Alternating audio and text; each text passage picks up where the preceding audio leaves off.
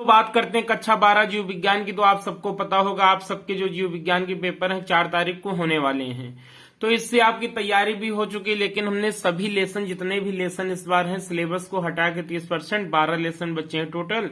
और 12 लेसन में आपको एक एक लेसन में क्या तैयार करना, अलग अलग इंपॉर्टेंट मैंने क्वेश्चन लिख दिए हैं। इतना आप अगर तैयार कर लेते हैं तो एक और क्वेश्चन इससे बाहर का नहीं जाएगा। तो चलिए शुरुआत करते हैं। सबसे पहले मैंने लिखा जनन।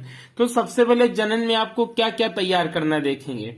सबसे पहले इसमें नर व मादा जनन तंत्र, क्या नर व मादा जनन तंत्र जितने इसके भाग हैं सभी तैयार करना। जैसे शुक्रवाहिनी हो गया, गर्भाशय हो गया, अंडाशय हो गया, योनि हो गया, इधर शिशन हो गया, कॉपर ग्रंथियां हो गई, जितनी भी मतलब नर व मादा जनन तंत्र का विस्तृत वर्णन करना है आपको चित्र सहित। इसमें से आपका एक पूछा ही जाना है, या तो नर वाला पूछ लेगा या मादा वाला पूछ लेगा। आगे देखेंगे मासिक चक्र या रजोधर्म चक्र या पीरियड या एमसी या इसी को ऋतुस्राव चक्र के नाम से जानते हैं। यह भी बहुत इंपॉर्टेंट, बहुत बार पूछा गया, यह तैयार कर लेंगे। आगे देखेंगे गौड़ लैंगिक लक्षण, क्या गौड़ लैंगिक लक्षण। आगे सरोगेट माता या इसी को धात्रेय माता कहते हैं। आगे टेस्ट ट्यूब बेबी अर्थात परख नली शिशु, और इसके बाद प्लेसेंटा, इसके बाद अपरा। प्लेसेंटा को ही क्या बोलते हैं, अपरा बोलते हैं। प्लेसेंटा को क्या बोलते हैं, अपरा बोलते हैं। इसको भी अच्छे से आप तैयार कर लेंगे, इसके कार्य भी बहुत बार पूछे जाते हैं। आगे प्रसव और निषेचन। तो निषेचन में दो तैयार कर लेंगे। अंता जब शरीर के अंदर निषेचन होता है तो उसे अंता निषेचन, तथा बाह्य जब शरीर के बाहर निषेचन होता है तो उसे बाह्य निषेचन कहते हैं। जैसे मेढकों मछलियों में ये दोनों परिभाषाएं आप तैयार कर लेंगे। आगे देखेंगे जनन, क्या जनन तैयार कर लेंगे।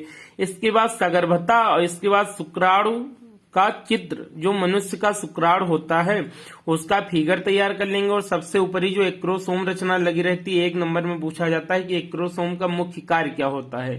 जो शुक्राणु की टोपी होती है उसके ऊपर एक ऐसे वी आकार की संरचना लगी होती है, ऐसे होती है टोपी, और उस पर वी आकार की संरचना लगी होती है। तो उसका काम पूछा जाता है, उसका काम क्या है, इसका काम क्या है। तो इसका काम क्या, शुक्राणु को अंडाणु से मिलाना है, इसको एक क्रोमोसोम बोलते हैं। ये भी याद कर लेंगे। आगे देखेंगे अंडाणु जनन व शुक्राणु जनन, बस इतना आप तैयार कर लेंगे। जनन चैप्टर में आपका एक भी क्वेश्चन बाहर का नहीं आएगा। और दोस्तों बताते तो हम सब चलें, इसके हर एक क्वेश्चन का आंसर देते चलें, लेकिन इसमें समय बहुत ज्यादा लगेगा। तो अगर आपको किसी क्वेश्चन विशेष में अगर कोई क्वेश्चन आपको बुक में नहीं मिल रहा है या आपके अध्यापक ने उसको नहीं बताया है तो हमारे नंबर पे नंबर लिखे दे रहा हूँ 75 22 84 46 28। इस पर क्वेश्चन को फोटो खींच के या लिख के व्हाट्सएप कर देंगे, आपको तुरंत उसका आंसर हम लिख के दे देंगे। अब आगे देखेंगे जनन स्वास्थ्य, रिप्रोडक्टिव हेल्थ। इसमें क्या क्या तैयार करना है। तो इसमें तो एकदम पक्का 100% जितने क्वेश्चन लिखे इसी से आना तय है। और ये भी बता देंगे कौन सा क्वेश्चन बहुत ज्यादा पूछा जाएगा, इस बार पूछा जा सकता है।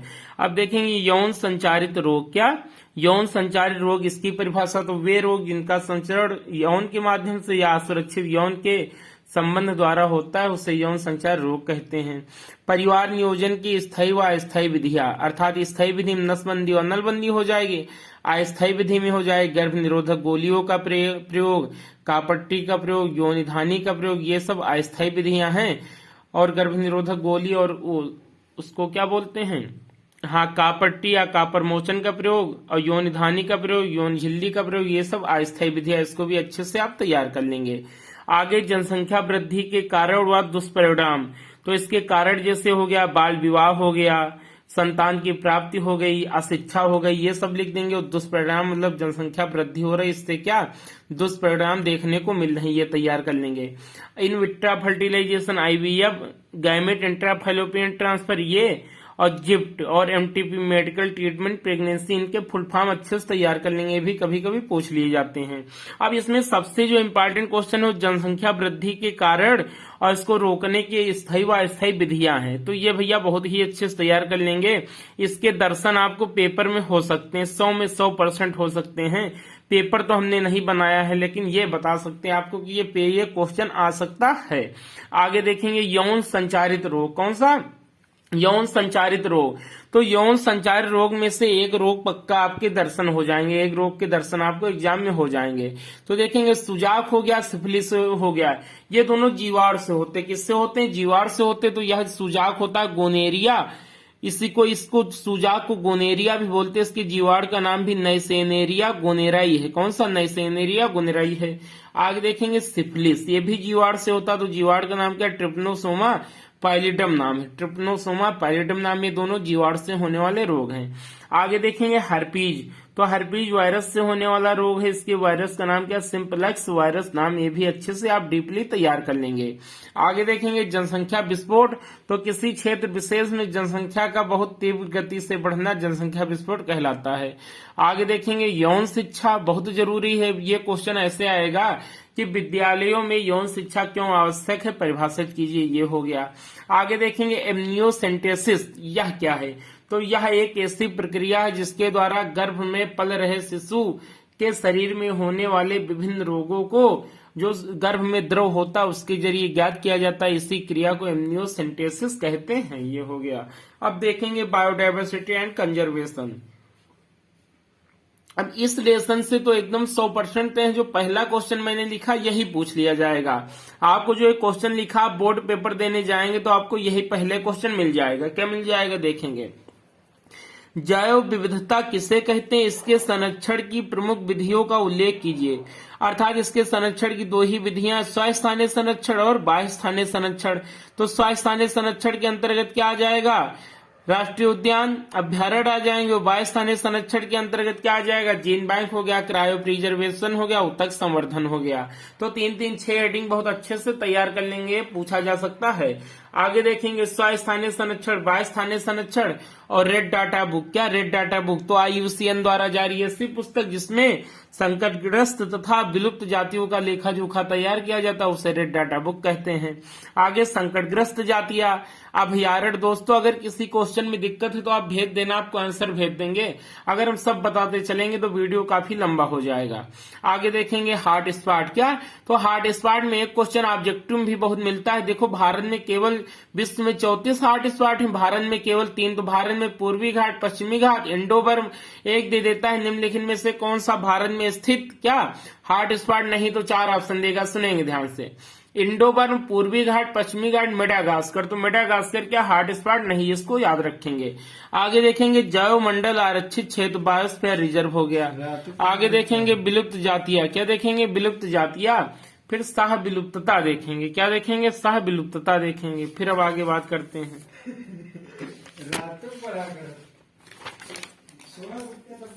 अब देखते हैं ये वाला क्वेश्चन। अब देखेंगे WWF। क्या देखेंगे? WWF तो वर्ल्ड वाइल्ड फंड, LF नहीं है। बहुत लोग जल्दबाजी में WWF का फुल फॉर्म लिख देते हैं, वर्ल्ड वाइल्ड लाइफ फंड लिख देते हैं। हमने भी लिख दिया है, लेकिन ये वाला इसका हो जाएगा, ये वाला इसका फुल फॉर्म हो जाएगा, ये वाला इसका हो जाएगा। तो हिंदी में सही लिखा, WWF का full form world wild fund हो जाएगा और इंग्लिश में वर्ल्ड वाइल्ड फंड ये हो जाएगा। अब देखेंगे WWLF का फुल फॉर्म तो वर्ल्ड वाइल्ड लाइफ फंड, ऊपर वाले देखेंगे वर्ल्ड वाइल्ड लाइफ फंड हो जाएगा। ये हो गया। आगे देखेंगे ZSI। तो ये 3-4 फुल फॉर्म याद कर लेंगे, बहुत ज्यादा पूछे जाते हैं। तो इस फुल फॉर्म का मतलब हुआ जूलॉजिकल सर्वे ऑफ इंडिया हो गया, ZSI का फुल फॉर्म हो गया। फिर IUCN। तो IUCN से हजारों बार एक क्वेश्चन बन चुका कि इसका मुख्यालय कहाँ है। तो इसका मुख्यालय स्विट्जरलैंड के ग्लैंड शहर में है। देखेंगे स्विट्जरलैंड ऐसे हो, स्विट्जरलैंड और में एक शहर है ग्लैंड। क्या भैया शहर है? ग्लैंड। इसका मुख्यालय पूछा जाता है IUCN का, तो स्विट्जरलैंड के ग्लैंड शहर में। इसका फुल फॉर्म भी देख लेंगे। तो इसका फुल फॉर्म है international union conservation of nature and natural resources. फिर से देखेंगे international union of conservation of nature and natural resources. English में देख लेंगे international union of conservation of nature and natural resources, इसका फुल फॉर्म हो गया। आगे देखेंगे टिश्यू कल्चर या उत्तक संवर्धन, इसी को बोलते हैं। फिर क्रायो प्रिजर्वेशन, तो जीव जंतुओं के जन्म प्लाज्मा को -196 डिग्री सेंटीग्रेड ताप पे संरक्षित करना क्रायो प्रिजर्वेशन कहलाता है। अब टाइगर प्रोजेक्ट, तो इसकी डेट याद रखेंगे 1973, और जो वन्य जीव संरक्षण अधिनियम पारित पारित हुआ था, वह 1972 में पारित हुआ था। आगे देखेंगे घड़ियाल परियोजना, झूम खेती, वन्य जीवन, ये भी अच्छे से तैयार कर लेंगे, पूरा लेसन आपका कवर हो जाएगा, इससे ज्यादा कुछ नहीं पूछा जाएगा। आगे देखेंगे मानव स्वास्थ्य एवं रोग, क्या देखेंगे मानव स्वास्थ्य एवं रोग की बात करेंगे तो इसमें सबसे पहले WHO के अनुसार स्वास्थ्य की परिभाषा, वर्ल्ड हेल्थ ऑर्गेनाइजेशन एक संस्था है, इसके द्वारा जो स्वास्थ्य की परिभाषा दी गई उसको आप अच्छे से तैयार कर लेंगे। आगे देखेंगे संक्रामक रोग, असंक्रामक रोग, तो वे रोग जो एक व्यक्ति से दूसरे व्यक्ति में आसानी से फैल सकते हैं उन्हें संक्रामक नहीं फैल सकते, असंक्रामक रोग कहते हैं। इसके बाद जन्मजात रोग, जो जन्म से मिलते हैं अर्थात पीढ़ी दर पीढ़ी चला करते हैं उनको जन्मजात या आनुवंशिक रोग कहते हैं, भी याद कर लेंगे। उपार्जित रोग, जो जन्म के पश्चात मिलते, जन्म के बाद विभिन्न शरीर में विभिन्न प्रकार के परिवर्तनों के परिणाम स्वरूप देखे जाते हैं, मिलते हैं, उन्हें उपार्जित रोग कहते हैं। आगे देखेंगे जुखाम, डेंगू बुखार, swine flu, chikungunya, typhoid, typhoid का अन्य नाम क्या है मियादी बुखार, या इसी को मोती झर्रा बोलते हैं। फिर देखेंगे मलेरिया, स्कैरिसिस, फाइलेरिसिस, रिंगवर्म, रिंगवर्म का मतलब दाद हो गया, ट्रेकोफाइटा कवक है। प्रतिरक्षा तंत्र, उपार्जित प्रतिरक्षा तंत्र और जन्मजात प्रतिरक्षा तंत्र दोनों में अंतर भी याद कर लेंगे, ये भी पूछा गया है। आगे देखेंगे इंटरफेरेंस, बहुत इंपॉर्टेंट है, ये तो बहुत बार पूछा गया है, प्रोटीन है, इसको भी याद कर लेंगे, यह जीवाणु के संक्रमण को क्या करती है रोक देती है। आगे देखेंगे टाक्साइड, एलर्जी, स्टेम कोशिका, cancer, AIDS, opioids, cannabinoids, cocaine, alkaloid, alcohol, तंबाकू के दुष्प्रभाव। तो ये क्वेश्चन ऐसे बनेगा क्या गर्भावस्था में एल्कोहल व तंबाकू के प्रभाव के का वर्णन कीजिए। और इसमें एक होता है फैटी लीवर अर्थात क्या लीवर सिरोसिस, ये भी लिख लेंगे, लीवर सिरोसिस अर्थात जो व्यक्ति अल्कोहल का सेवन ज्यादा करते हैं तो उनका लीवर सामान्य आकार से बढ़ जाता है, जिसको लीवर सिरोसिस रोग के नाम से जानते हैं, इसी को लीवर कैंसर भी बोलते हैं।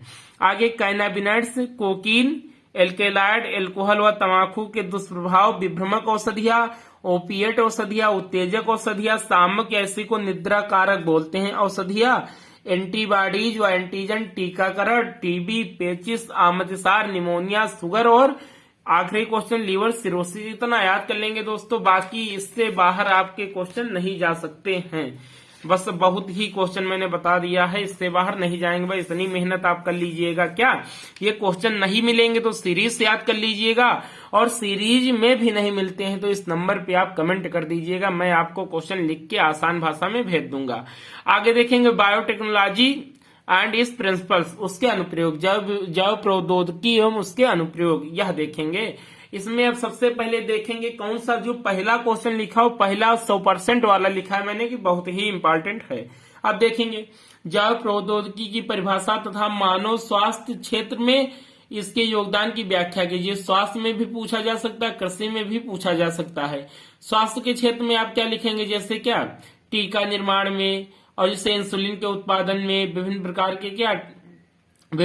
के औषधियों के निर्माण में, कृषि क्षेत्र में जैसे बीटी फसलों में, जीएम फसलों में, ये सब लिख देंगे तो यह बहुत अच्छे से तैयार कर लेंगे। कृषि क्षेत्र में और चिकित्सा क्षेत्र में किसके प्रयोग, तो जैव प्रौद्योगिकी के प्रयोग याद कर लेंगे। आगे बीटी फसलें, जीएम फसलें, पुनर्योगट डीएनए तकनीक, अनुवांशिक अभियांत्रिकी, अनुवांशिक रूपांतरित जीव और ट्रांसजेनिक एनिमल, जिसको अनुवांशिक रूपांतरित जीव भी बोलते हैं। किसको, तो अनुवांशिक रूपांतरित जीव इंग्लिश में बोलेंगे ट्रांसजेनिक एनिमल, इसको बहुत अच्छे से याद कर लेंगे।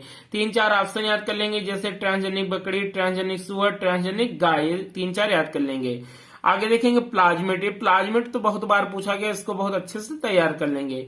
आगे जैव patent, biopiracy, PCR polymerase carbon chain reaction, इसकी सहायता से डीएनए खंडों की अनेक प्रतिलिपियां तैयार की जाती है, ये भी पूछा गया क्वेश्चन है। आगे इलेक्ट्रोपोरेशन, पुनर्योगट डीएनए, आगे वेक्टर बायोरिएक्टर, बस इतना आप तैयार कर लेंगे इसमें। बस आगे एक ऑक्सीकरण ताल है, उसको भी देख लेंगे। चलिए अब आगे अगले लेसन की बात करते हैं, जीव व समष्टिया, किसकी, जीव व समष्टिया। तो इसमें देखेंगे निम्नलिखित की परिभाषा दीजिए। तो इस परिभाषा में से आप पेपर जब देखिएगा तो 2 परिभाषा, इस 7 परिभाषा से आपको आपके बोर्ड पेपर में मिल जाएंगे। अब देखते हैं कौन कौन सी।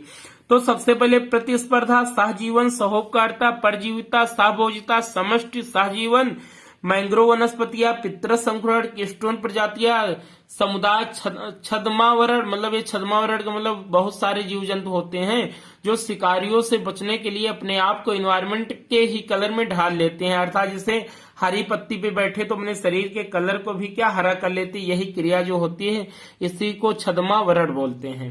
आगे शीत निष्क्रियता, क्या शीत निष्क्रियता याद कर लेंगे, मतलब बहुत सारे जीव जंतु होते हैं जो अत्यधिक ठंडी होने पर अपने शरीर के अंदर की क्रियाओं को क्या बहुत स्लो कर लेते हैं और शीत से बचे रहते हैं और इसके लिए ये बिल में या कहीं पे छिप जाते हैं, ये शीत निष्क्रियता हो गए। इसको भी अच्छे से तैयार कर लेंगे। अगर तब भी कोई दिक्कत तो मुझे कमेंट करिए, आपको अच्छे से लिख के मैं भेज दूंगा। आगे देखेंगे जो पौधे लिखे इसमें एक पौधा आपको पक्का मिल जाएगा, जलोदभिद, मरोदभिद, लौड़ोदभिद, शीतोष्भिद, मरुदभिद में अनुकूलन का विस्तृत अध्ययन कीजिए, अर्थात जो लौड़ोदभिद पौधे की पत्तियों में क्या अनुकूलन, पत्तियां कैसी होती, जड़ें कैसी होती, ये सब अच्छे से तैयार कर लेंगे।